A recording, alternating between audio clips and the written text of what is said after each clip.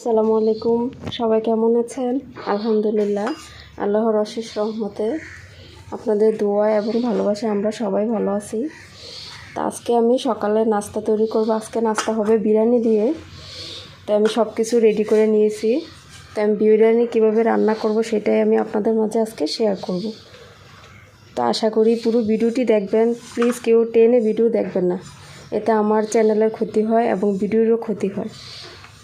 দয়া করে সবাই পুরো ভিডিওটি দেখবেন। আর আমি ভিডিও সবসময় ছোট করে দিই আপনাদের দেখার জন্য। তো প্রথমে আমি গরুর মাংসটা কষিয়ে নেব। তা আমি কড়াইতে তেল দিয়ে দিলাম। তেল দিয়ে এখন দিয়ে দেবো পেঁয়াজ কুচি।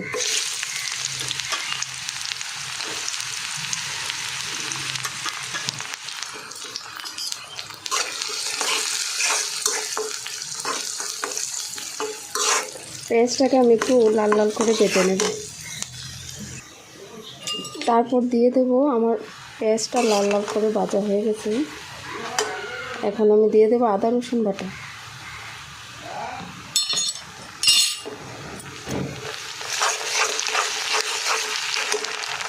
তারপর দিয়ে দেবো আস্ত মশলা।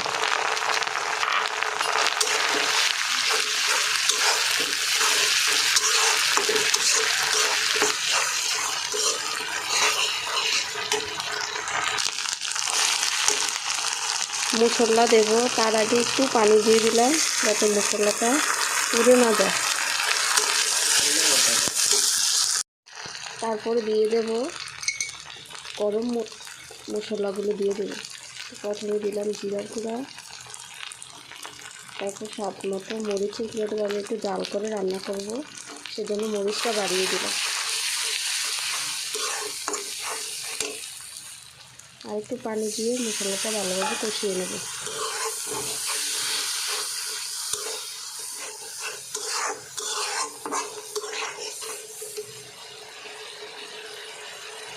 এখন আমি গরুর মাংসটা দিয়ে দেবো। আমি ছোটো ছোটো পিস করে রেখেছি মাংসটা।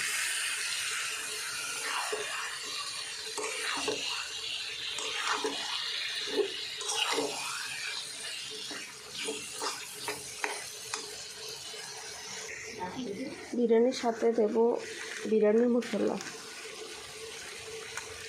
এটা আমি পরে দেব। যদি প্রথমে দেই অনেক সময় নিচে দিয়ে লেগে যায়, এজন্য আর প্রথমে দেওয়া হয় না। প্রথমে আমি মরিচের গুঁড়া, জিরার গুঁড়া দিয়ে আস্ত মশলা দিয়ে মাংসটা কষিয়ে নিই।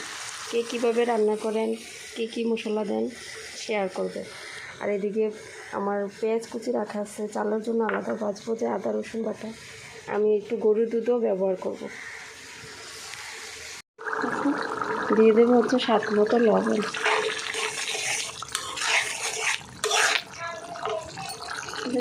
এদিক দিয়ে আমার মাংস কষানো হচ্ছে, মাংস প্রায় হয়ে যাচ্ছে। আর আরেকটা পাতিলে আমি তেল দিয়ে চালগুলো ভেজে নেব। পেঁয়াজগুলো আমি এখন দিয়ে দেবো, আর সাথে দিয়ে দিলাম আস্ত মশলা। মাংসটা কষানো প্রায় শেষ। এখন আমি দিয়ে দেবো বিরিয়ানির মশলা। আর এদিকে আমার চাল ভাজা প্রায় শেষ।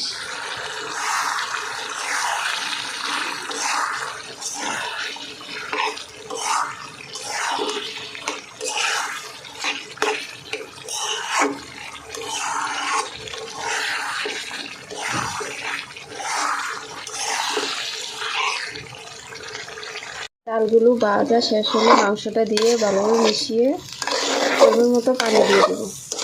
এই যে পানিও গরমে বসে দিছি। আর একটু গরুর দুধও দিয়ে দেবো।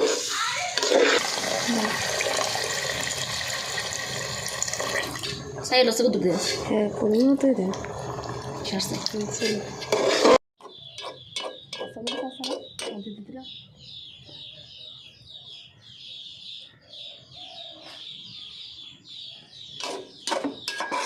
আলহামদুলিল্লাহ, আমার বিরিয়ানি রান্না শেষ।